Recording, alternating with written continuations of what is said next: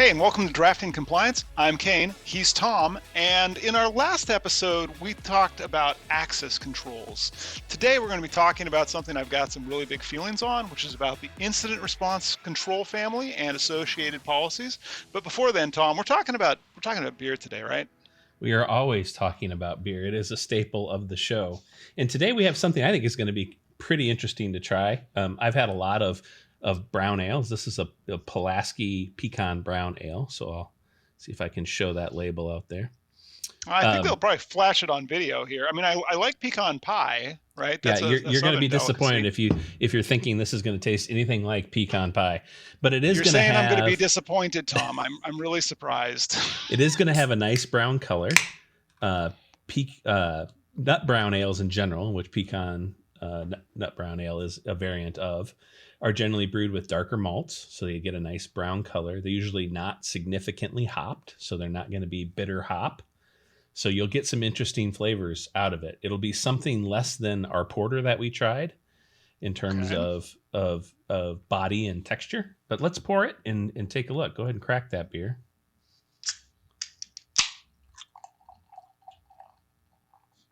You know, the thing I'm learning to do in this show, other than FedRAMP compliance, is how to pour beer correctly. Or how to spill beer on my floor correctly. Yeah, no, I'm going to eventually get this. In my next career as a bartender, I'm going to totally... As you finish pouring that off, you'll notice it did pour with a nice head. So it's got a nice foamy head on top. This is awfully dark. I'm not getting brown. It's pretty dark. Yep. And I'm going to be honest with you. The smells of it are very woodsy, very nutty. So you might want to... So I have a light on my watch, actually. And you see here I've got a light, right? The light does not shine through at all. This is pitch black. This is not brown. This is pretty dark for a nut brown ale. Certainly, if you're used to like a Newcastle or something similar, this is going to be a lot darker. What are you smelling there, Kane? It smells... Oh, geez, I got foam on my nose. It smells like beer so far. Maybe a undertone of molasses. Yeah, a little molasses. I smell that as well. I certainly smell a little vanilla in there. Maybe a little baking spice of some kind. Yeah, I could see the baking spice in there. Yeah, I'm gonna give it a mouthfeel and see what it's like. Now, Tom, you don't really do like on whiskey, for example, or on scotch, you check the legs on this, but that's not a meaningful measure on beer, is it? It's not, because the foam is going to dominate that. Fair enough. All right, well, here we are. Well, it's got that burnt coffee flavor to it. Oh, goodness. I think you like it. It's got... it's like sour coffee. Like if you were to take Sour Patch Kids, those horrible things, and put them in a cup of Charbucks, right, and take out all the other stuff that they put in their miserable coffee, right? And I should say this, I'm in the Seattle region, and yeah, no, I don't like Starbucks. You'd get this. Well, I see it slightly different. I get a nice... You do. I get a nice nutty, woody taste to it. It's not as thick as a porter. So it's a little thinner on the tongue, and it leaves behind a nice coffee, chocolatey aftertaste to me. We need to do coffee reviews, Tom. I think you and I may not be on the same page for coffee. Yeah, I like it. It's again, I think I've said this before, but this is not a warm weather beer. This is a cold weather beer, at least in the way I look at life. And I would drink this. Maybe in front of the fireplace, maybe watching a football game on a cold Sunday afternoon. I think it's pretty good. This is the second beer we've had that you've said you'd drink in front of a fireplace. Yeah. I'm noticing a theme here. All right, well, let's pivot from fireplaces to dumpster fires, right? And for those of you who are wondering, yes, as a matter of fact, he does have a plush dumpster fire in his background. So incident response is what happens when you get a dumpster fire, right? And that's today's topic. And I want to start off at the top because FedRAMP requires a lot of documentation, Tom. And one of those key artifacts that gets examined is a policy document, right? That's correct. Almost every... And that policy, it's not good enough just to write it, but you actually have to disseminate it and you have to train it, right? That's correct. Every policy and every controls family in FedRAMP requires policy. Every policy has to have written right into it how it's disseminated. So who Hmm. gets it, who's required to get it, and then you have to train those people who are required to understand it, train it. So you train that policy. And then, of course, in the case of incident response, you have to actually execute a test against your incident response policy and plan. So And if I in the remember, FedRAMP's got like a requirement that there's a training environment too. So you're not actually doing like a live fire test against your production environment, but rather there's a simulation or a training environment, right? yeah, you're allowed to do a simulated event with incident response. It can be a tabletop exercise. You're not required to actually, physically infect anything or anything like that. So you can do a tabletop exercise. Of course, that's always with the caveat that your agency or the JAB may require further testing down the road, Hmm. but it's not written into the FedRAMP regulations. At least it isn't, as I've read them. And then, before you ever get to the idea that you're going to have to do some testing, there is a lot of bits and pieces that need to be defined in incident response, and that's Oh, really the definitely. Does FedRAMP align to the 6 steps that SANS lays out for incident response? Like, your detection and prevention at the beginning, all the way through to remediation and recovery.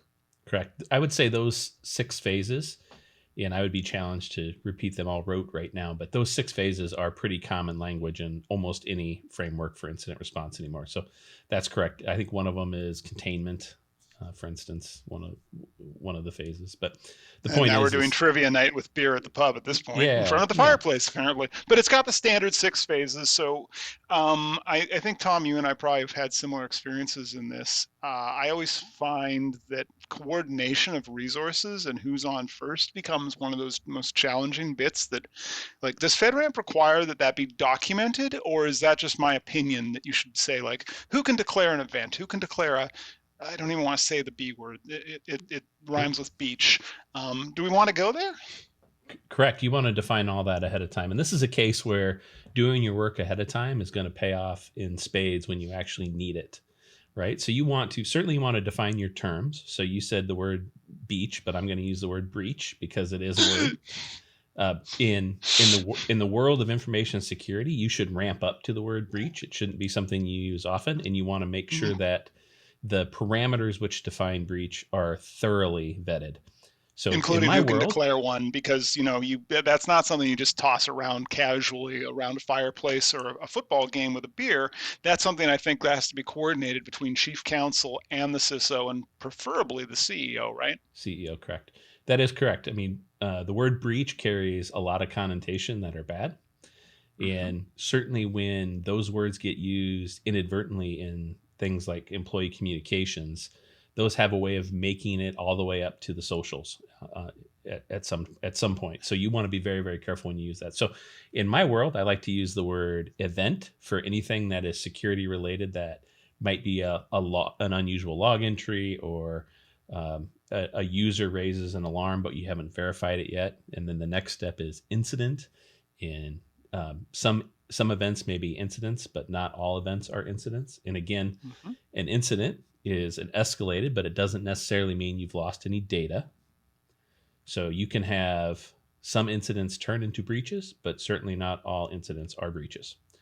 So that's sort of the hierarchy. And again, our plan and our policy is called a security incident policy and a security incident plan.